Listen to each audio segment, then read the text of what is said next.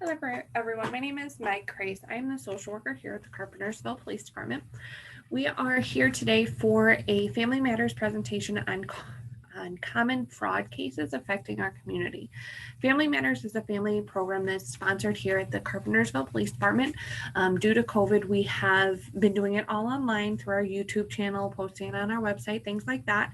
But all of our old content is still there. So if you ever wanted to see a past topic, there are different topics such as vaping, domestic violence, youth and technology, different things like that, just trying to get some information out to our community and be of assistance as much as we can. So today we are talking about common fraud cases that affect our community. While these presentations are geared more towards youth and those teenage years, I will tell you that these fraud cases can be seen, we take multiple reports a day. They can be seen from teenagers all the way up to seniors and everybody in between. So this is not a problem that is only affecting our youth. This is something that's commonly happening in our community for adults and seniors as well. So we just wanted to give you a little bit of basic information to try and protect yourself and to hopefully ideally avoid being the victim of a fraud case. So one of the first things that I want to talk about is fake websites. You'll see over here on the side of the screen is a text message conversation that I actually had with my sister.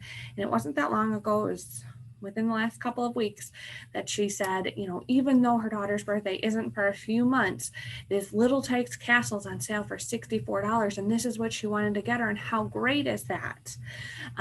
But I unfortunately had to be the bearer of bad news to her that I thought it was fraud. So I just wanted to use this example to show everybody sort of the kind of things that we're looking at and that we're seeing.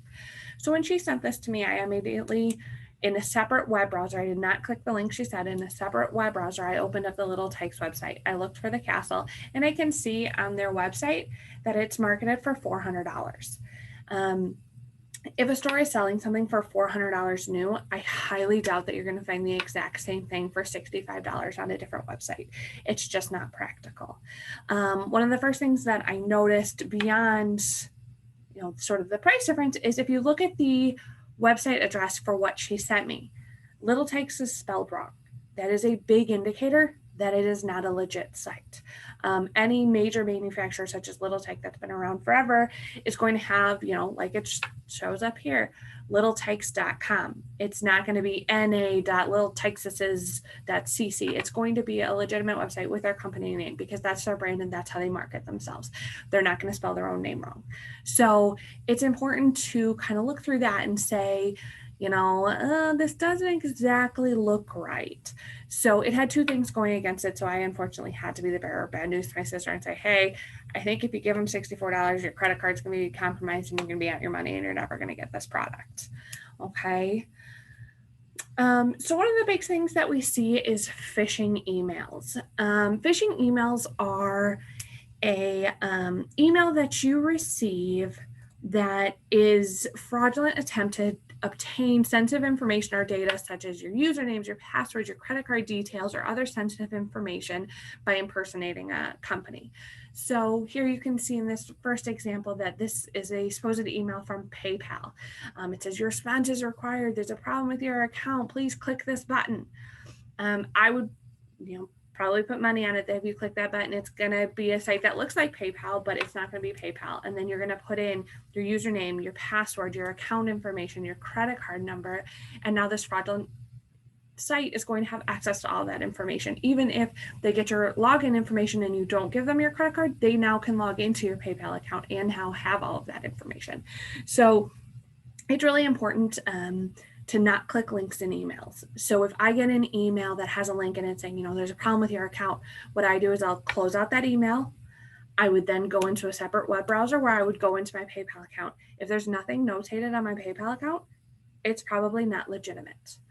Okay, the same thing with the second email. It's from Netflix, there's a problem with your account, click here. Okay, if Netflix is legitimately not getting a payment from me, when I separately log into my account and look into my details, it's going to tell me. Plus, I will have known if my reoccurring charge happened or not on my credit card that month. So it's just sort of important to pay attention to what you're doing. Another big sign when you look at this Netflix email, look at the email address that it's sent from. Sure, it says Team Netflix in the beginning, but look at this actual email address. Netflix makes a lot of money. They can afford to have their own domain in order to be able to have an email come from their own company. It's not just going to be a random series of letters. Okay, so it's just important to pay attention to these little details. I never click links in emails.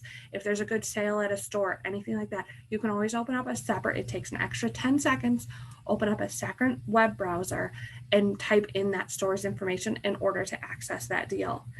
Some of the other things that we wanted to talk about was, legitimate companies, whether it's a phone call, an email, online, are not going to take gift cards from other companies to pay your bill. So Netflix is never going to accept Apple gift cards to pay off your bill.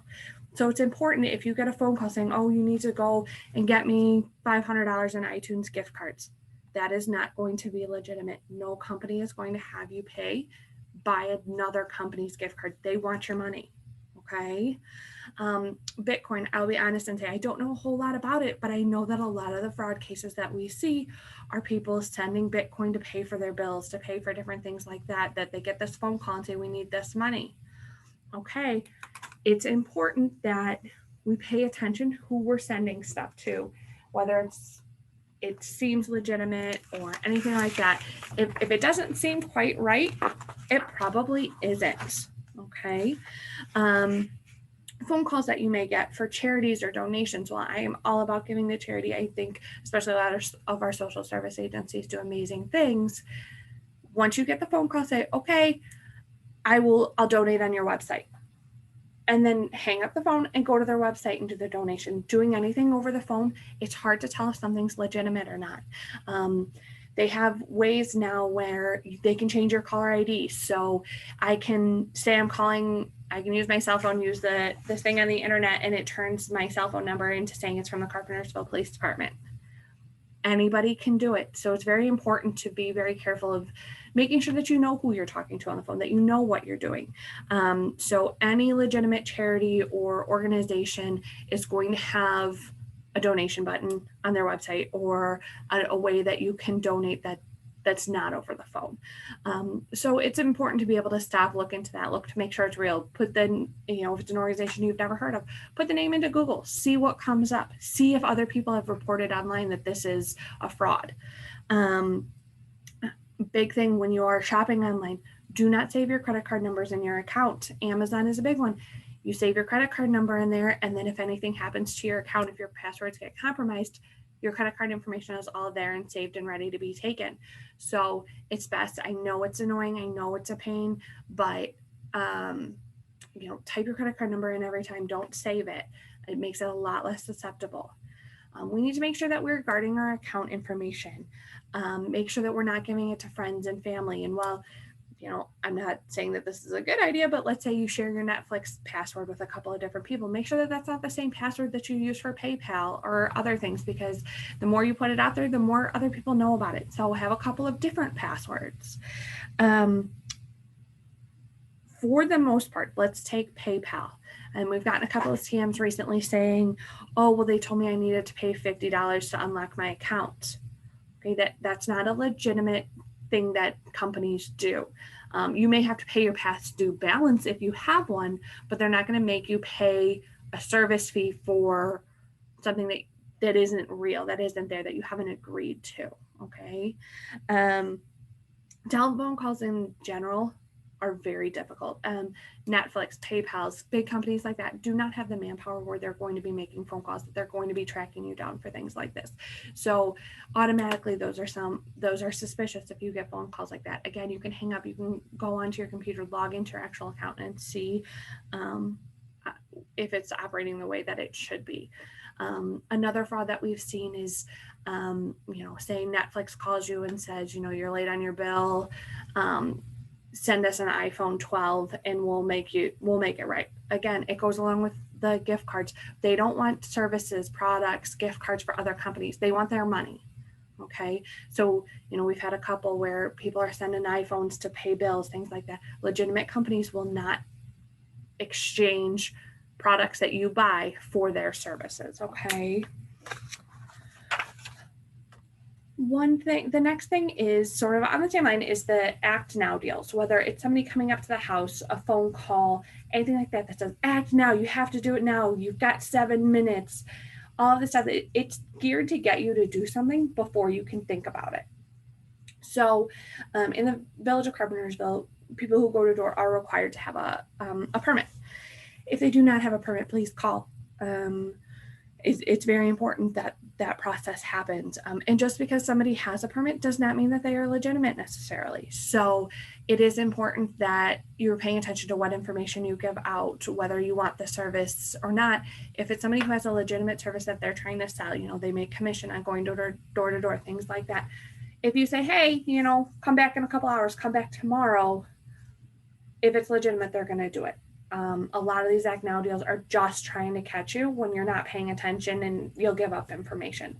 A lot of it's the same as over the phone when they want to call and have you verify some of your information. They may seem like they have a lot of your information already. The second you verify it, they know that it's true. Okay, so a lot of this is geared to get you to not think through what's going on ahead of time. They're going to put pressure on you. They're going to seem like this, this is a big deal. You've got to do it, because they want to fluster you. They want you to not think it through. Okay. So me, just like everybody else, I love to do my online shopping. I love a good deal. I love Facebook Marketplace, OfferUp, Craigslist, different things like that. But there are a couple of things that you need to be cognizant of when using these sites. One, is the deal too good to be true? Like I had said earlier, the text message from my sister, a product that if you see it on Facebook Marketplace, and I saw that castle and I saw it up for $65, I would expect it to be well used, probably sun bleached, couple of years of use at somebody's house. And I would think, wow, that's still a good deal. Those little Tykes castles are, made to last. But if I see an ad saying, oh, I bought this last week, I decided I did for $400, and I decided I didn't want it, so I'll post it for $65. That seems too good to be true. Somebody didn't pay $400 a week ago and is like, oh, it's fine, 65 is enough now. Okay, so we need to pay attention to what deals are too good to be true. We need to think about where we're meeting people. If somebody says, oh, okay, I'll meet you for this iPhone for $400. I'll meet you out in front of my house at 10 o'clock at night. I live at this address, but don't ring the doorbell because my mom's sleeping. I could guarantee you that person doesn't really live there, and they're just going to take your money. Okay. So we need to make sure that we're not sort of setting ourselves up. The police department lobby is always open for internet exchanges. It's all video monitored then. And so it's just important to, well-lit places. Make sure you pay attention to where you're going, what's happening. Not every person is out there to get you. Not every person is out there to commit fraud or do a scam, but being overcautious never hurt at the same time. Don't go alone. Different things like that. One of the big things that we see is people sending money ahead. So they see iPhone listed on Facebook Marketplace, $600. They want it, so they send $600 via Zelle to the person who has it, and then that person's supposed to ship it to them. Okay, doing things like that, you're not going to get your money back if they don't sell it, or if they don't send it to you. Okay, because normally they're going to have an account, they'll get your $600, then they're going to close their account and they're going to be gone, and we're not going to know who they are. Some companies, such I believe PayPal, has some protections in there where you can get some of your money back. Others don't, where your money is just gone as soon as it leaves your account. You're just trusting that person to send it to you and to follow through on their end of the deal. Always, you can make a police report when something like that happens. However, 9 times out of 10, you're still not going to get your money back, because they're not going to be able to track down who that person was, which leads into the last thing of meeting people online and catfishing. So this person's told you that they're going to send you $600. We get the case, we start looking into it, and it's a person who's using fake pictures with a fake name and a fake address, and no real identifying way that we can find out who they are. So the idea of catfishing is making a profile and taking pictures that you find online of a person and using their photos without, their permission and pretending that that's you. So this is done a lot. It's done a lot with bullying and other things as well, but a lot with scams and frauds because you don't know who it is, because everybody's behind a computer these days. So we need to be really careful when you're meeting people online, whether it's for selling products or if you happen to fall in love online, things like that, that we're finding out who people really are, because it's very easy to be somebody different online than you are in reality. One of the biggest scams that we see is people meeting over, whether it's Tinder or Facebook or anything like that. They feel they're in a dating relationship and then they exchange photos of each other. Generally, the photos that become a problem are the photos where people may not have all of their clothing on. They may be intimate photos. And then after the stranger gets the intimate photos, they say, okay, send me $500 or I will put these on the internet. I will send it to your whole friends list. I will show your parents. I will show your family members, things like that. It's hard because while you can call the police in that instance and we can get involved, we can try and find out who this person is, we can't always figure out who they are. We don't always know who they are, and your pictures are then out there. So it's very important to not send these pictures online, especially to somebody that you do not know. Okay. Exchanging personal information. I've seen it, cases where people give out their logins for their bank accounts, their account numbers. This person's in love with them and knows that they're struggling financially, so the person on the internet's going to put $500 in their account, so they give over their account information, and then that all turns out to be a scam. Okay, so it's very important. These deals that are too good to be true. A person you've met online is not going to give you $500 for nothing. It's just not going to happen. We've seen these scams where they've gone for months of catfishing, months of this person pretending to be in a relationship before they get their pictures or anything like that. I've had cases where people have turned over thousands of dollars to try and get their pictures back, and it doesn't happen. Okay, so it's just very important that we're all cognizant of what we're doing. We're acknowledging when deals are too good to be true. We're keeping our information as private as possible, because once it gets out there, there is not a whole lot that can be done about it. So at the end of the day, unfortunately, we need to make sure that we are paying attention to what goes on online. Parents, we're making sure that we know what our kids are doing online. And parents, you guys are falling for this stuff too. So, gift cards, Bitcoin, products, different things like that is always going to have trouble with it. Okay. If you have any questions at any point, you can always call the police department. We are always here to answer questions. If you feel like you are a victim of fraud, you can always reach out and make a report. That's why we are here. We can give you next steps on how to protect yourself after a fraud has occurred. But hopefully we can stop some of this fraud before it happens. If you have any questions, I am the social worker here at the police department. My information is all over the Facebook page. It's on our website. You can always feel free to give me a call. I'm the only social worker here at the department, so you can always call the department and just ask for the social worker, and I'd be happy to answer any questions or give you any referrals that I can. So I hope you guys are having a great day. Thanks.